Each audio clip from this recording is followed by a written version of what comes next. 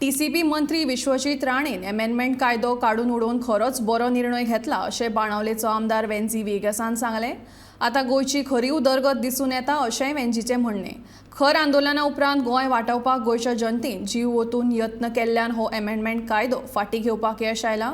ह्या खातीर गोंयच्या जनतेचे आनी रेनबो वॉरियर्साचे वेंझीन उपकार आठयले.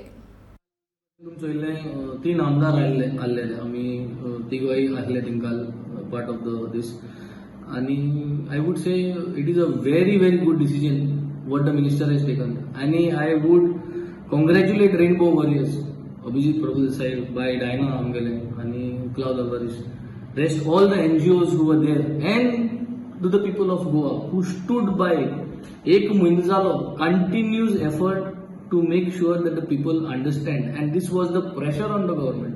I as a legislator did my role. I did my role to make sure to convey this message, to put a lot of pressure on him during my communication yesterday. But finally, he bowed down and he gave this for Goa. In the name of Goa, he has scrapped this amendment, and I think it is a very welcoming decision.